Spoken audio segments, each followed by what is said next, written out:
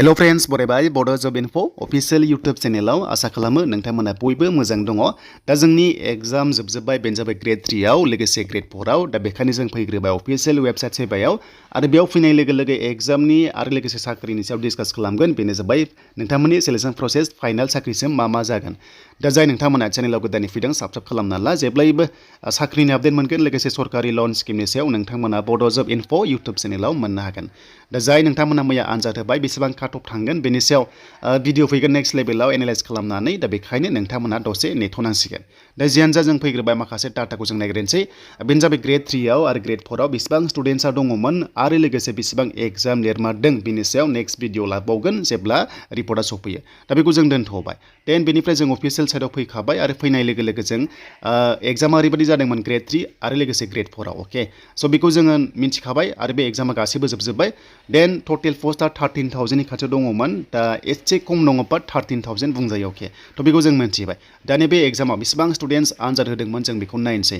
दा टटेल डिस्ट्रिक्ट जिल्लायाव एग्जाम जादोंमोन 28थायाव अके माने आसामाव 28था जिल्लायाव एग्जाम कन्डाक्ट खालामदोंमोन आरो एग्जाम सेन्टारा 2000नि बारा दंमोन अभारअल गासैबो लानानै अके। देन फार्स्टनि एग्जाम हायार सेकेन्डारि लेभेला जागायदोंमोन जोंनिया बेनो जाबाय जोंहा 15 सेप्तेम्बराव अके। देन बेनिफ्राय डिग्री लेभेला जादोंमोन 29 सेप्तेम्बराव।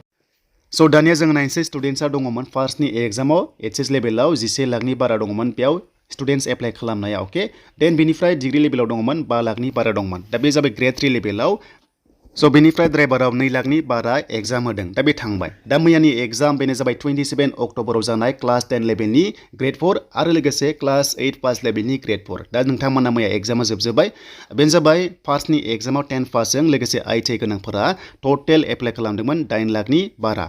देन जाबाय जोंहा आरोबाव क्लास 8 पास लेभेलाव 5 लाखनि बारा केन्डिडेट्सआ एप्लाइ खालामदोंमोन आरो लोगोसे एग्जामखौ होदों।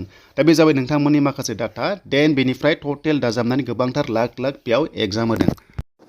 स' दानिया जोंहा फैबाय सिलेक्शन प्रसेस। दा बे सिलेक्शन प्रसेसा माबोरै जागोन ग्रेड 3 आव आरो लोगोसे ग्रेड 4 आव जों बेखौ डिसकास खालामसै मानोना गोबां गोदान स्टुडेन्टस दङ खायसे मिन्थिगौ आरो खायसे मिन्थिया। स' बेखायनो जोङो ग्रेड 3 आव फैग्रोनोसै।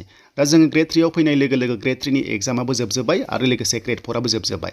स' बेनिफ्राय नोंथांमोननिया OMR शीटखौबो नोंथांमोना बेयावनो डाउनलड खालामना लानो हागोन। ग्रेड 4 आनो जा बा ग्रेड 3 आनो जा नोंथांमोना मोनसिगोन नाथाय जास्ट नोंथांमोना 50 रां पेमेन्ट खालामनांगौ अब्लासो माने मोननो हायो आरो। नाथाय नोंथांमोना गोसो दङबा 50 रांखौ होबानो जाबाय जुदि गोसो गैयाबा नोंथांमोना दाहोसै जेबो नङा। थ' बे थांबाय। देन बेनिफ्राय ग्रेड 3 आव सिलेक्शन प्रसेसा माबोरै जागोन।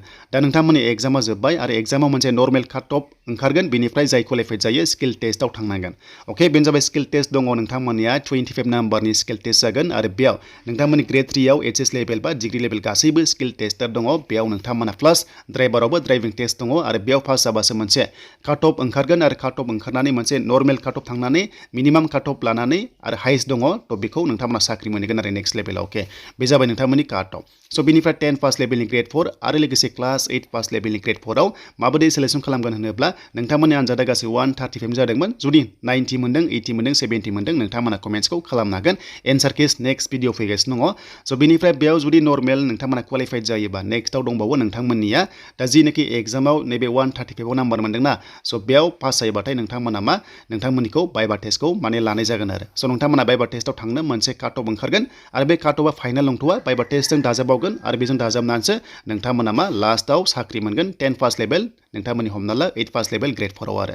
दा जियानो जा बुजिबाय सिम्पल खोथायाव ग्रेड 3 आव स्किल टेस्ट दंबावो आरो लोगोसे नोंथांमोननि ड्राइभिं टेस्ट दंबावो प्लास ग्रेड 4 आव भाइभा टेस्ट एबा अरेल टेस्ट दंबावो आरो।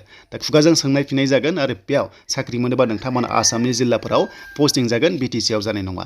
दा बेनोमोन नोंथांमोननि थाखाय लेटेस्ट आपडेट एन्ड नेक्स्टआव एन्सार किस आरो लोगोसे नोंथांमोननि काट अफनि सायाव एनालाइज भिडिअ फैगोन।